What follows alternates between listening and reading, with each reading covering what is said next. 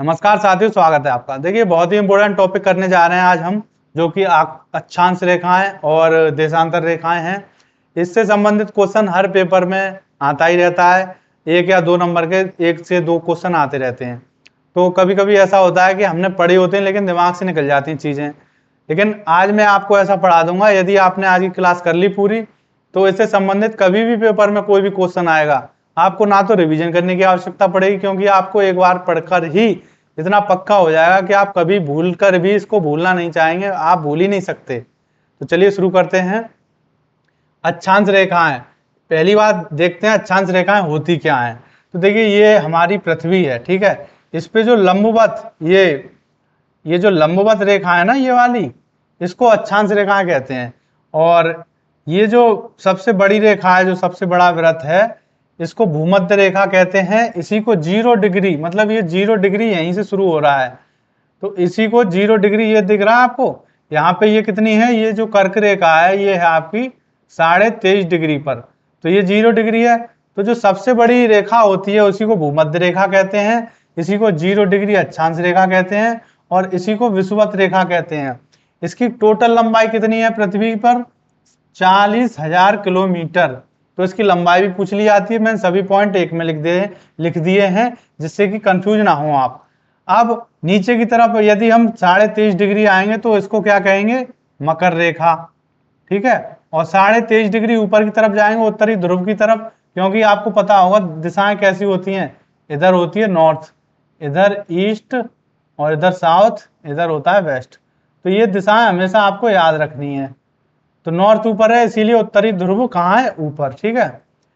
तो इसमें क्या होगा, अब ये है 66.5 डिग्री पर, इसको कहते हैं अंटार्कटिक व्रत, ठीक है। अंटार्कटिक व्रत है ये। और ये जो 66.5 डिग्री ऊपर की तरफ है, इसको क्या कहते हैं? इसको कहते हैं आर्कटिक व्रत।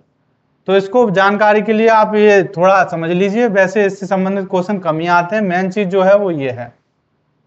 अब ये जो रेखा होती है भूमध्य रेखा, या 0 डिग्री अक्षांश रेखा कहते हैं, विषुवत रेखा कहते हैं, इस पे क्या होता है, दिन और रात बराबर रहते हैं। 12 घंटे का दिन है तो 12 घंटे की ही रात होगी, ठीक है। ये है इसका दक्षिणी ध्रुव, सबसे नीचे का जो पॉइंट है वो दक्षिणी ध्रुव कहलाता है। अब कुल अक्षांश रेखाओं की संख्या कितनी है? 180, ये भी याद रखने वाली बात है। तो अक्षांश रेखाओं का जितने भी संबंधित क्वेश्चन आते हैं वो इसी में से आते हैं, तो आपको ये याद रखना है। अब देखते हैं देशांतर रेखाएं। देशांतर रेखाएं कैसी होती हैं? अक्षांश रेखाएं तो आपने समझ ली कि लेटी हुई रेखाएं अक्षांश रेखाएं हो गई।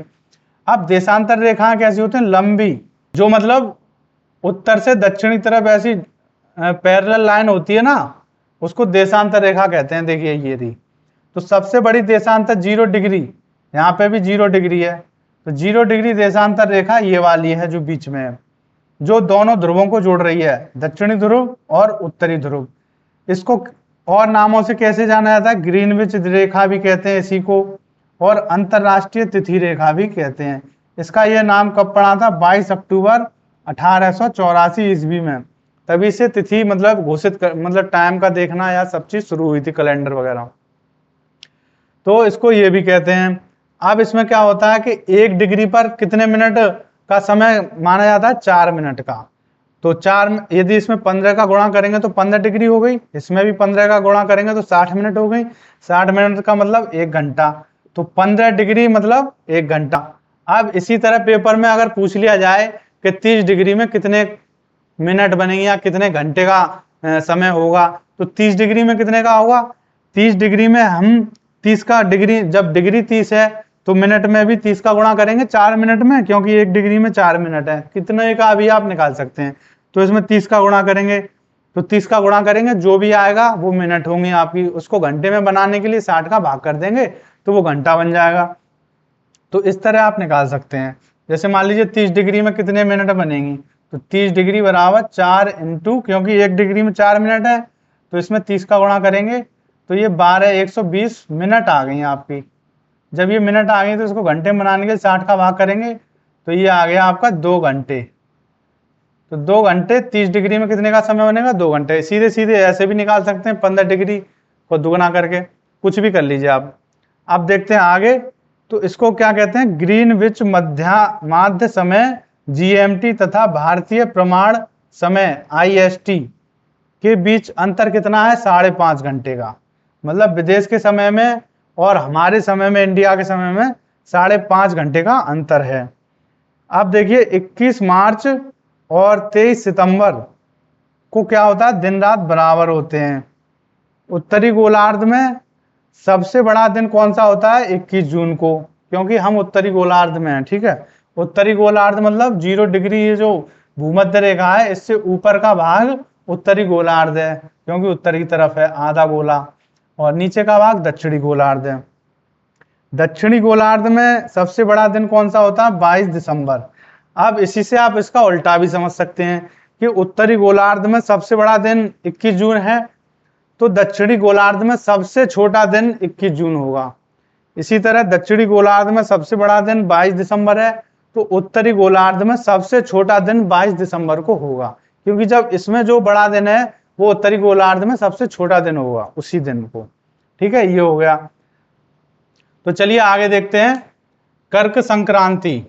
तो कर्क संक्रांति कब होती है, 21 जून को। 21 जून को क्यों होती है, उत्तरी गोलार्ध में सबसे बड़ा दिन होता है।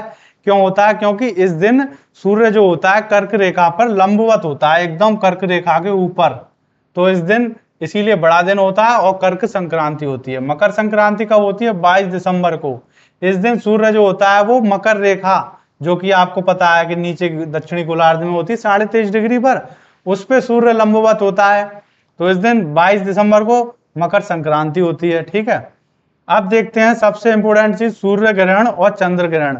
इन दोनों में ही आप हमेशा कंफ्यूज होते हैं। अभी भी आप सोच रहे होंगे कि इनमें कौन बीच में होता है, कौन किनारों पे होता है, लेकिन आज के बाद आप नहीं भूलेंगे कि सूर्य ग्रहण में क्या क्या होता है और किसकी पोजीशन कैसी होती है। 3 चीज होती है, देखिए, सूर्य, पृथ्वी और चंद्रमा, इन्हीं से मिलकर चंद्र ग्रहण भी बनता है और इन्हीं से मिलकर सूर्य ग्रहण भी बनता है, लेकिन इसी में कंफ्यूजन होता है, तो वो कंफ्यूजन आज के बाद नहीं रहेगा। तो चलिए देखते हैं सूर्य ग्रहण में क्या होता है। देखिए सूर्य लिख लिया हमने, और दूसरी चीज क्या है, पृथ्वी, तो पृथ्वी लिख ली हमने, ठीक है। सूर्य का संबंध पृथ्वी से है। अब ये सूर्य कौन है, लड़का, मेल है, पृथ्वी फीमेल है, तो ये दोनों पति पत्नी है। अगर पति पत्नी के बीच में मामा आ गए, चंदा मामा कहते हैं हम, तो चंद्र ग्रहण, चंदा मामा, तो चंद्रमा आ गया। यदि दोनों पति पत्नी के बीच में चंद्रमा आ जाएगा तो ये जो पति है ये रूठ जाएगा भाई, तो इस क्या हो जाएगा, सूर्य ग्रहण। सूर्य ग्रहण हो गया। सूर्य ग्रहण में चंद्रमा बीच में आ जाता है, सूर्य और पृथ्वी के बीच में, तो सूर्य ग्रहण हो गया। अब चंद्र ग्रहण कब होगा, कि सूर्य और चंद्रमा, मामा भांजे बात कर रहे हैं, ये तो लड़का है ही, ये है मामा इसके, तो मामा भांजे बात कर रहे हैं, बीच में आ गई इनकी पत्नी पृथ्वी। तो जब ये बीच में आ जाएगी तो कौन रूठेगा, सूर्य तो खुश होगा, ये मामा रूठ जाएंगे, चंद्रमा, तो चंद्र ग्रहण हो जाएगा। तो चंद्र ग्रहण में क्या होगा, पृथ्वी बीच में आ जाती है सूर्य और चंद्रमा के, मतलब मामा भांजे के बीच में यदि पत्नी बीच में आ गई, पृथ्वी बीच में आ गई, तो चंद्र ग्रहण हो जाएगा, मामा रूठ जाएंगे। और सूर्य और पृथ्वी के बीच में मामा आ गए तो सूर्य रूठ जाएगा, तो ये सूर्य ग्रहण हो जाएगा। आप देखते हैं सूर्य ग्रहण हमेशा कब होता है, ये होता है जब ये सूर्य, देखिए आप, ये पृथ्वी है, सूर्य बिल्कुल किनारे पे आ गया, बीच में चंद्रमा आ गया, तो क्या होगा, इस दिन अंधेरा हो जाएगा, तो इस दिन क्या होगा, अमावस्या, अमावस्या। तो सूर्य ग्रहण हमेशा अमावस्या को होता है, इसको क्या कहते हैं, न्यू मून इंग्लिश में, ठीक है।